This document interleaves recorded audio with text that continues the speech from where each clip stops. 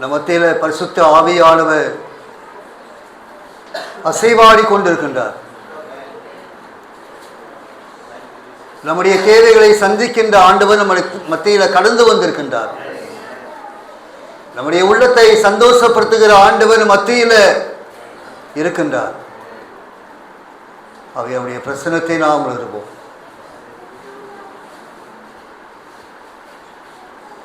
துதிகளின் மத்தியில் வாசம் செய்கிற தூயாதி தூயவரே உமக்கு தோத்திரம். அடுவே கேருபீன்கள் சூழ நின்று பரிசுத்த பரிசுத்த பரிசுத்தர் என்று சொல்லி போற்றி புகழப்படத்தக்கவரே நாங்கள் உமக்கு தோத்திரம் செலுத்துகிறோம்.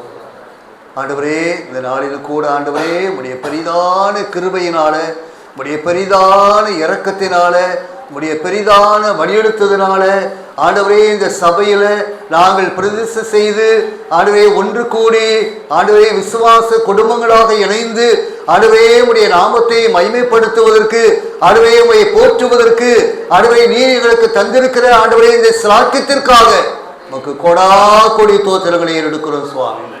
ஆண்டவரே, கர்த்தர் எத்தனை நல்லவர், ஆண்டவரே கர்த்தர் எத்தனை பெரியவர் என்பதை நாங்கள் உணர்ந்து ருசித்து உமக்கு தோத்திரம் செலுத்துகிறோம். நன்றியோடு சோத்தரிக்கிறோம்.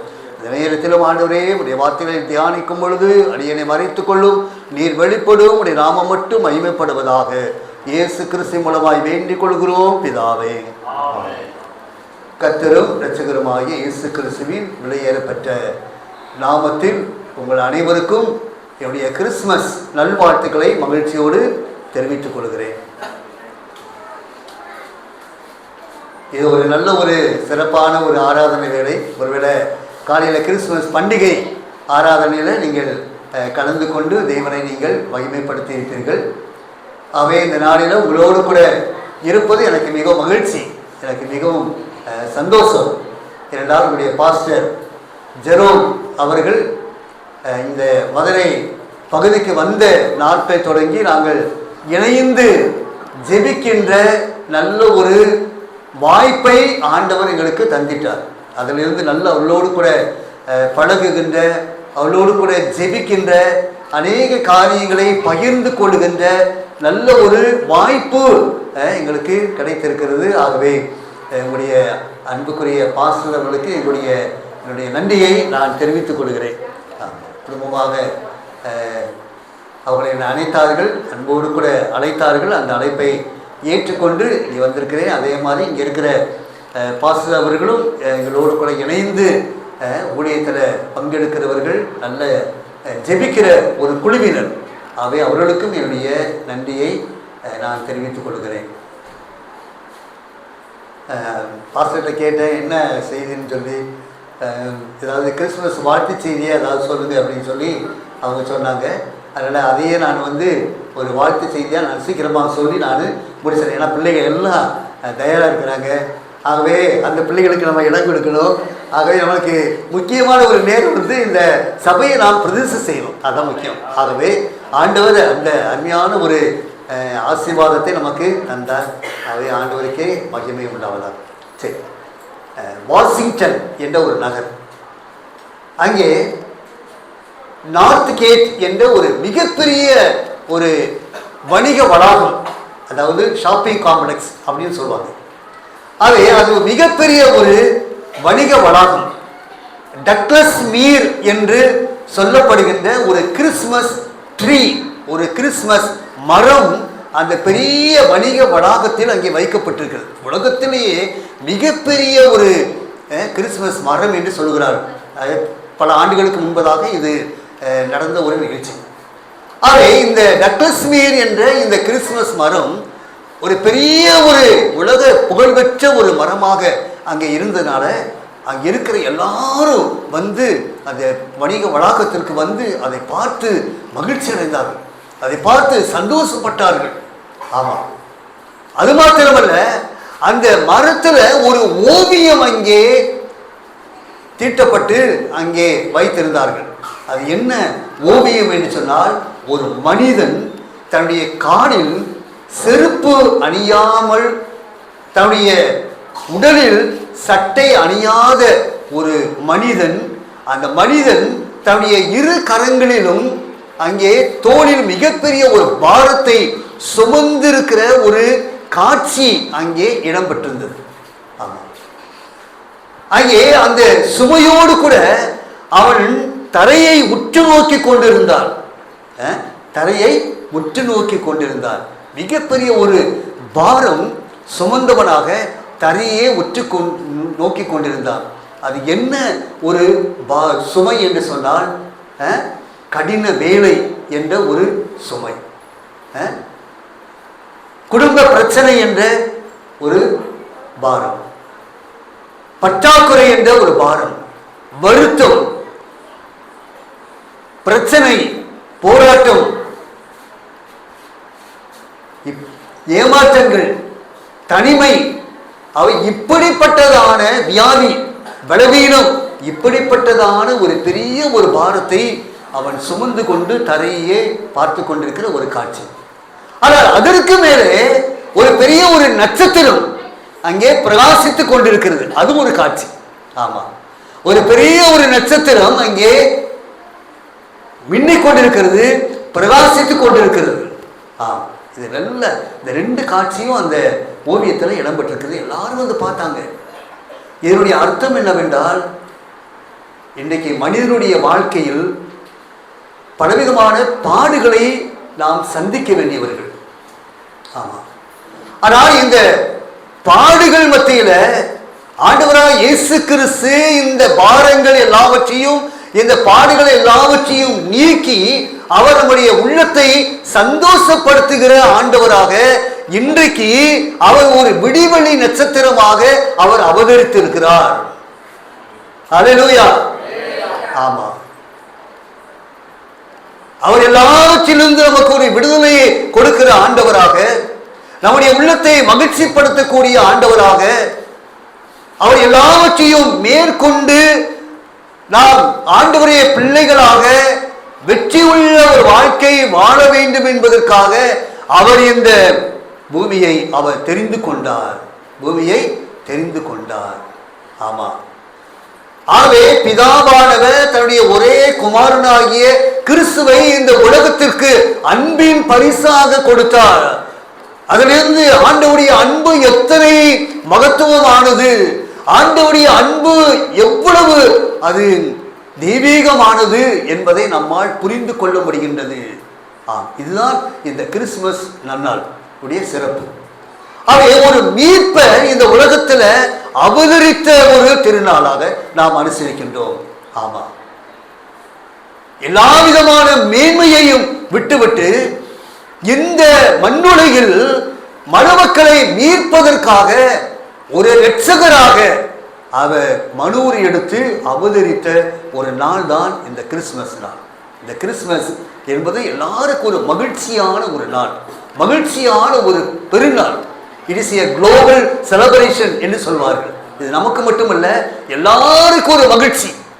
உலக இரட்சகர் பிறந்திருக்கிறார், ஒரு மீட்பர் பிறந்திருக்கிறார், மனுக்குலத்தின் பாவத்தை நீக்குவதற்கு ஒரு ஆண்டவர் பிறந்திருக்கிறார். இதான் மிகப்பெரிய ஒரு மகிழ்ச்சி. இது மிகப்பெரிய ஒரு மகிழ்ச்சியான ஒரு செய்தி. அதை விட இன்னொரு மகிழ்ச்சி என்னவென்றால், அந்த ஆண்டவர் தேவாதி தேவன் நம்முடைய உள்ளத்துல வாசம் பண்ணும்படியாக அவர் வந்துதித்தார். அதான் முக்கியம். தேவாதி தேவன் நம்முடைய உள்ளத்துல அவர் வாசம் பண்ணும்படியாக அவர் வந்துதித்தார். நம்மில் ஒருவராக, நம்முடைய குடும்பத்தில் ஒருவராக, எல்லா சூழ்நிலையிலும் அவர் நம்மோடு கூட இருக்கின்ற ஆண்டவராக அவர் இந்த உலகத்தில் அவதரித்தார். இம்மானுவேல், தேவன் நம்மோடு கூட இருக்கிறார், நம்மோடு கூட இருக்கிறார். எல்லா சூழ்நிலையிலும் அவர் நம்மோடு கூட இருக்கிறார். ஆமா, நம்முடைய உள்ளத்தில் பயம் ஏற்படும் பொழுது அந்த பயத்தை நீக்கி நம்முடைய உள்ளத்தில் மிகப்பெரிய ஒரு தைரியத்தை கொடுக்கின்ற ஆண்டவர் அவர் நம்மோடு கூட இருக்கிறார். அவர் நம்மை ஆற்றி தேற்றுகிற ஆண்டவராக அவர் நம்மோடு கூட இருக்கின்றார். அவர் எல்லா சூழ்நிலையிலும் நம்மை அற்புதமாக வழிநடத்தக்கூடிய ஆண்டவராக அவர் நம்மோடு கூட இருக்கிறார். ஆகவே அவர் இம்மானுவேல், தேவன் நம்மோடு இருக்கிறார் என்று சொல்லி நாம் வேதத்தில் நாம் தெளிவாக நாம் அறிந்து கொள்கின்றோம். ஆமாம். அவை இதுதான் இன்னைக்கு சிறப்பான ஒரு செய்தி. இதுதான் இன்னைக்கு சிறப்பான ஒரு செய்தி. ஆமாம். ஆகவே இன்றைக்கு நீங்களும் நானும் அந்த ஆண்டவர் என்னுடைய உள்ளத்தில் பிறந்திருக்கிறாரு, இருக்கிறார் என்ற ஒரு நம்பிக்கை வேண்டும். நம்பிக்கை வேண்டும், அதான் முக்கியம். ஆமாம். அந்த தேவன் என்னுடைய உள்ளத்தில் வந்திருக்கிறார். அந்த தேவனுடைய உள்ளத்தை ஆளுகை செய்வதற்கு நான் இடம் கொடுத்திருக்கிறேன். ஆமா, அவருடைய உள்ளத்தின் சிம்மாசனத்தில் அவர் அமர்ந்து ஆளுகை செய்வதற்கு நான் இடம் அளித்திருக்கிறேன் என்று நாம் அனுதினமும் அந்த அனுபவத்தோடு இருக்க வேண்டும். இதுதான் இன்றைக்கு ஆண்டவர் எதிர்பார்க்கின்ற ஒரு காரியம், ஆண்டவர் விரும்புகின்ற ஒரு காரியம். ஆகவே இந்த நற்செய்தியை ஆண்டவர் நமக்கு தந்திருக்கின்றார். அவை சில குறிப்புகளை மட்டும் நான் சொல்லி நான் முடிக்கின்றேன். முதலாவது, தேவதூதன் யோசேப்பிடம் வந்து அங்கே பிறக்கப் போகிற மகனுக்கு என்ன பெயர் வைக்க வேண்டும் என்று அங்கே சொன்னார். இயேசு என்று பெயரிடுவாயாக, இயேசு என்று பெயரிடுவாயாக. இயேசு என்பதற்கு என்ன அர்த்தம்? என்ன அர்த்தம்? யாரும் பார்க்கக்கூடாது, பைபிளை யாரும் வாசிக்கக்கூடாது. நிறையா நீங்கள் வாசிச்சிருப்பீங்க, படிச்சிருப்பீங்க. அதனால இயேசு என்பதற்கு என்ன அர்த்தம்? ஜனங்களின் பாவங்களை நீக்கி ரட்சிப்பவர். ஆமா, மறந்துடாது. ஜனங்களின் பாவங்களை நீக்கி ரட்சிப்பவர், இதான் இயேசு. இதுதான் அதனுடைய அர்த்தமாக அங்கே சொல்லப்பட்டிருக்கின்றது. ஆமா, இயேசு இரட்சகராக இந்த உலகத்தில் அவர் அவதரித்தார். மனுக்குலத்தினுடைய பாவங்களை நீக்குவதற்காக அவர் இந்த உலகத்தில் அவர் அவதரித்தார் என்று நாம் பார்க்கின்றோம். மத்தேயு சுவிசேஷம் 1ஆம் அதிகாரம் 21ஆவது வசனத்தில் இயேசு அங்கே பெயரிடுங்கள், ஜனங்களின் பாவங்களை நீக்கி அவர்களை ரட்சிப்பார் என்று சொல்லி நாம் இங்கே வேதத்தில் நாம் தெளிவாக நாம் வாசிக்கின்றோம். ஆமாம், பாவங்களை நீக்கி ரட்சிப்பார். மனுஷனுக்கும் கடவுளுக்கும் இருந்த ஒரு உறவு துண்டிக்கப்பட்டது. கடவுளுக்கும் மனுஷனுக்கும் இருந்த ஒரு உறவு பிளவுபட்டது. ஆகவே துண்டிக்கப்பட்ட இந்த உறவை, முறிக்கப்பட்ட இந்த உறவை சரி செய்வதற்காக ஆண்டவர் இந்த உலகத்தில் அவதரித்தார். சிலுவையில் இரத்தத்தை சிந்தி அதை ஒப்புரவாக்கினார் என்று நாம் அறிந்து கொள்கின்றோம். நம்முடைய பாவங்களை மீட்டெடுப்பதற்காக, நம்முடைய பாவத்தில் இருந்து ஒரு விடுதலையை கொடுப்பதற்காக அவர் ஒரு இயேசு என்ற பெயரில் அவர் பிறந்தார் என்று நாம் பார்க்கின்றோம். கொரியா தேசத்தில் ஒரு பழக்கம் இருக்கிறதா, இப்போ இருக்கான்னு தெரியல. அந்த கொரியா தேசத்தில் அது என்ன பழக்கம் அப்படின்னு சொன்னால், ஆண்டு கடைசியில் அந்த மக்கள் எல்லாரும் என்ன செய்வாங்களா, நல்ல ஒரு பலூன், அந்த ஏற்கனவே அந்த பலூன் மாதிரி பெரிய ஒரு பலூன், அந்த பெரிய நம்ம வானத்தில் பறக்க விடுவாங்க. அந்த நைட்ரஜனா அடைச்சிருப்பாங்க, நைட்ரஜன் பலூன். அது ஒரு பெரிய பலூன். அங்கே வந்து நல்லா பறக்க விட்டுருப்பாங்க, கயிறில் அந்த இதில் பறக்க விட்டுருப்பாங்க. பறக்க விடுக்கும்போது அவங்களாம் என்ன செய்வாங்களாம், அந்த பலூனில் தாங்கள் செய்த பாவங்களை எல்லாம் என்ன செய்வாங்களா எழுதிடுவாங்களா. தாங்கள் செய்த பாவங்களை எல்லாம் அந்த பலூனில் எழுதுவாங்களாம். எழுதிட்டு அது நல்லா பறக்குமா. பறக்கும்போது அவங்க என்ன செய்வாங்களா, அதனுடைய நூலை என்ன செய்வாங்களா அறுத்து விட்டுருவாங்களா. நூலை என்ன செய்வாங்களா, அறுத்து விட்டுருவாங்களா. அப்போ அந்த பலூன் என்ன செய்யும், அது எங்கேயாவது போயிடும். என்னன்னா, எங்களுடைய பாவங்கள் இதோடு என்ன செஞ்சிச்சு, பறந்து போயிடுச்சுன்னு சொல்லி ஒரு நம்பிக்கையான அவங்க மீண்டுமா இதுதான் என்ன செய்கிறாங்களா, அவங்க பாவம் தான் செய்கிறாங்களா, பாவம் தான் செய்வாங்களா. மன்னிக்கப்பட்டு விட்டது என்ற ஒரு நிச்சயம் அவர்களுக்குள்ளாக இல்லை. ஆனால் தேவனாய கர்த்தர் நம்முடைய பாவங்களை அவர் மன்னிக்கிற ஆண்டவராக இருக்கின்றார். அல்லேலூயா. நம்முடைய பாவங்கள், நம்முடைய அக்கிரமங்கள், நம்முடைய சாபங்கள், பிசாசுடைய தந்திரங்கள் எல்லாவற்றிலிருந்தும் அவர் நமக்கு விடுதலையை கொடுக்கிற ஆண்டவராக இருக்கின்றார். ஆகவேதான் அவர் ஒரு இரட்சகராக இயேசு என்ற பெயரில் இந்த உலகத்தில் அவதரித்தார் என்று சொல்லி நாம் அறிந்து கொள்கின்றோம். ஆமா, அதான் இயேசு ஜனங்களின் பாவங்களை நீக்கி நம்மை ரட்சிப்பார் என்று சொல்லி வேதம் தெளிவாக சொல்லுகிறது. இன்னைக்கு அநேக காரியங்களில் அடிமைப்பட்டு கிடக்கிறார்கள். இதிலிருந்து எனக்கு ஒரு விடுதலை கிடைக்காதா என்று சொல்லி. ஆனால் இயேசு கிறிஸ்து மட்டுமே இதிலிருந்து ஒரு மீட்பை கொடுக்க முடியும். இயேசு கிறிஸ்து மட்டுமே இந்த பாவத்தில் இருந்து ஒரு ரட்சிப்பை அவர் நமக்கு கொடுக்க முடியும். ஆகவே இன்றைக்கு நம்முடைய வாழ்க்கையில இந்த ரட்சிப்பை இலவசமாக தந்திருக்கின்றார். இந்த ரட்சிப்பை நாம் பெற்றுக்கொண்ட ஒரு அனுபவம் நமக்குள்ளாக இருக்க வேண்டும். சரியா?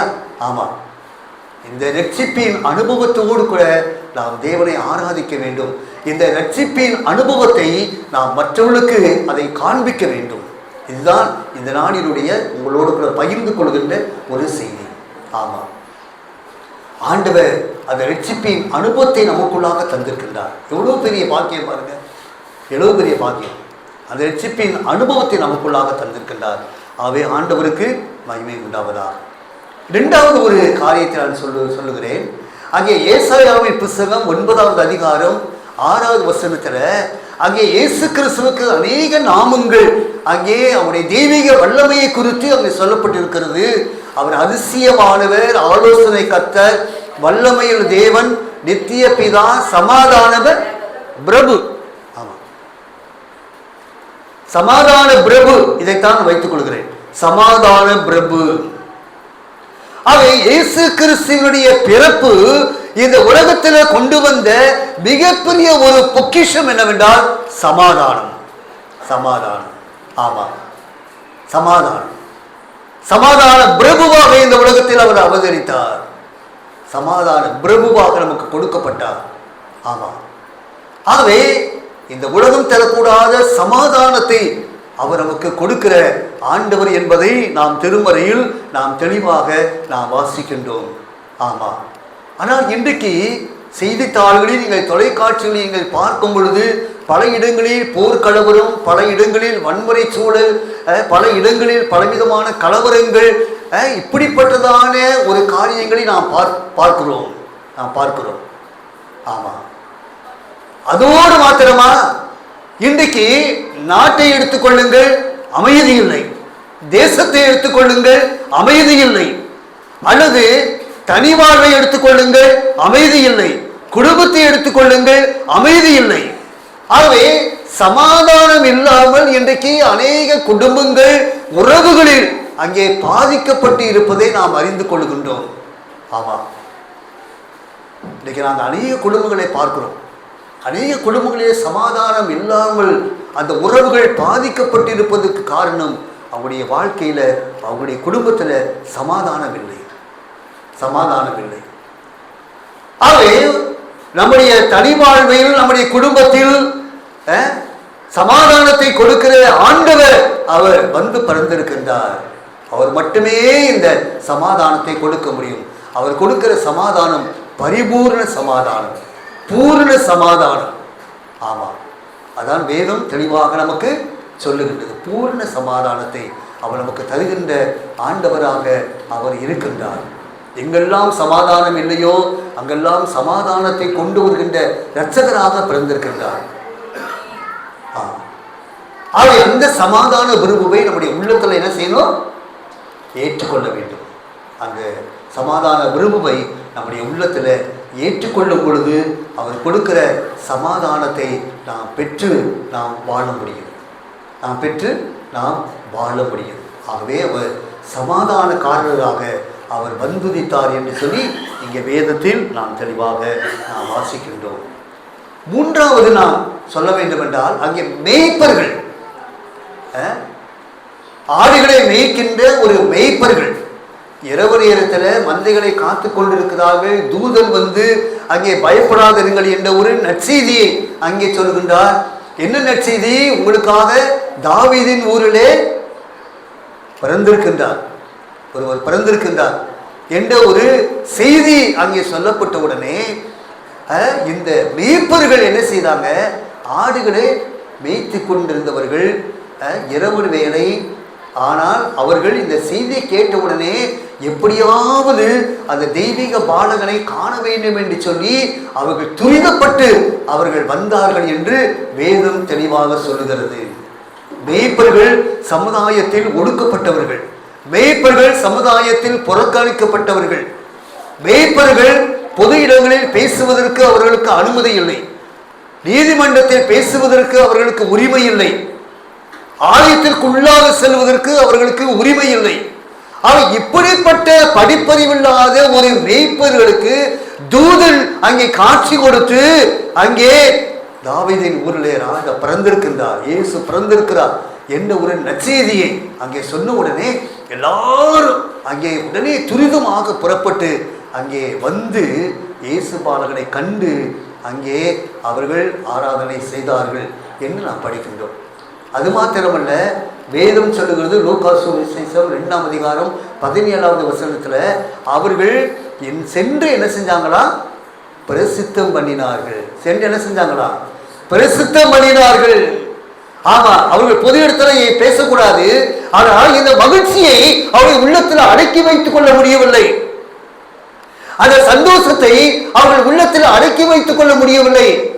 அவை யாரையாவது போய் சொல்ல வேண்டும் என்று சொல்லி அவர்கள் யாரை பார்க்கிறார்களோ, யாரை சந்திக்கிறார்களோ, அவர் எல்லா இடத்திலும் இயேசு பிறந்திருக்கிறார், ஒரு இரட்சகர் பிறந்திருக்கிறார், நாங்கள் பார்த்து வந்தோம், நாங்கள் கண்டுகொண்டோம் என்று சொல்லி எல்லா இடத்திலும் சொல்லி அங்கே பிரசித்தம் பண்ணினார்கள் என்று வேதம் சொல்லுகிறது.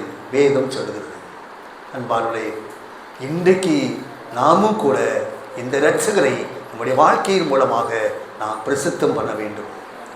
நம்முடைய வாழ்க்கையின் மூலமாக அவரை நாம் பெரிதுபடுத்தி காட்ட வேண்டும், நாம் அவரை காட்ட வேண்டும், அடையாளப்படுத்த வேண்டும். இதுதான் இன்றைக்கு நாம் தெரிந்து கொள்கின்ற ஒரு செய்தி. ஆமாம், வாழ்க்கையின் மூலமாக நாம் காட்ட வேண்டும் என்று நாம் அழைக்கப்படுகின்றோம். ஒரு குடிசை வீதி, ஒரு குடிசை பகுதி. அந்த குடிசை பகுதியில் ஒரு சின்ன பிள்ளை, அந்த ஓரத்தில் ஒரு 17 வயது நிரம்பிய ஒரு வாலிபன் காசு நோயினால பாதிக்கப்பட்டு அவன் மிகவும் மரண தருவாயில் அவன் இருந்தான். இந்த சின்ன பிள்ளை என்ன செஞ்சா? அவன் இயேசு கிறிஸ்துவை அறிந்து கொண்ட ஒரு சின்ன சிறுமி, தன்னுடைய நல்ல ஒரு கிறிஸ்துவ குடும்பத்திலிருந்து அவள் வளர்க்கப்பட்டவள். அவள் என்ன செஞ்சா? தன்னுடைய கைகளில் ஒரு சின்ன ஒரு புதிய ஏற்பாடு. என்னது? ஒரு புதிய ஏற்பாடு. இந்த புதிய ஏற்பாட்டை எடுத்துக்கொண்டு போய் அந்த வாலிபனுடைய பக்கத்தில் போய் என்ன சொன்னா தெரியுமா? இயேசு உங்களை நேசிக்கிறார், ஜீசஸ் லவ்ஸ் யூ அப்படின்னு சொல்லி சொன்னார். உடனே அந்த வாலிபன் சொன்னானா, போமா ஓடிப்போ, நீ என்ன என்கிட்ட வந்து பேசுற, நீ போயிரு அப்படின்னு சொல்லி விரட்டி விட்டார். அப்படி 2வது முறை இந்த சிறுமி அந்த வாலிபனத்தில் வந்து அந்த புதிய ஏற்பாட்டை கொடுத்து இயேசு உங்களை நேசிக்கிறார் என்று சொல்லி சொன்னார். ஏமா உனக்கு வேறு வேலை இல்லையா, போ ஓடிப்போ அப்படின்னு சொல்லி விரட்டி விட்டார். 3வது முறை இங்கே இந்த வாலிபடத்தில் அதே சிறுமி வந்து இயேசு உங்களை நேசிக்கிறார், ஜீசஸ் லவ்ஸ் யூ அப்படின்னு சொன்னோடனே வேண்டா வெறுப்பா அந்த புத்தகத்தை வாங்கினா அந்த வாலிபன். அந்த புத்தகத்தை வாங்கி வாசிக்க ஆரம்பித்தானா. வாசிக்க வாசிக்க கடவுளுடைய வார்த்தை அவருடைய சரீரத்தில் இறங்கியது. அவருடைய உள்ளத்தில் இருந்த அந்த பலவீனம் மாறிவிட்டது. அவனுடைய உள்ளத்தில் மிகப்பெரிய ஒரு ஆற்றலை அவன் பெற்றுக்கொண்ட ஒரு அனுபவத்தை அவன் காண முடிந்தது. அவனுக்கு மிகப்பெரிய ஒரு ஆச்சரியம்.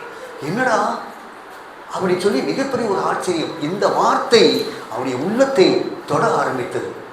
அந்த வாலிபன் தன்னுடைய வாழ்க்கையை ஆண்டவருக்கு ஒப்படைத்தான். தன்னுடைய வாழ்க்கையில அந்த ஆண்டவரை ஏற்றுக்கொண்டான். அவன் யார் தெரியுமா?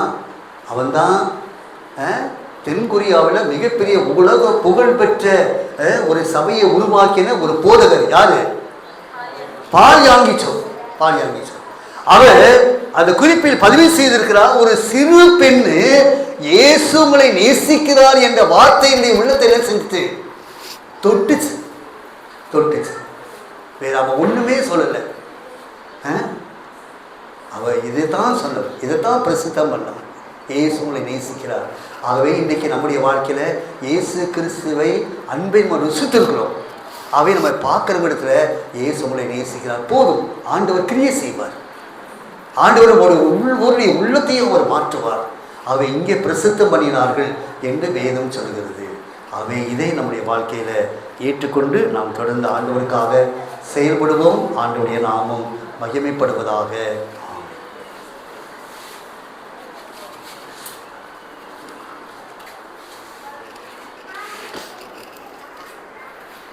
கர்த்தருடைய நாமம் மகிமைப்படுவதாக. இந்த நாளில் கூட பாஸ்டர் நம்ம மத்தியில் இருந்து பிரசங்கம் பண்ணது, நமக்காக வார்த்தை கிறிஸ்துமஸ் தினத்தன்று நமக்கு கொடுக்கப்பட்ட வார்த்தை மிகவும் பிரயோஜனமாக இருந்தது. நாங்கள்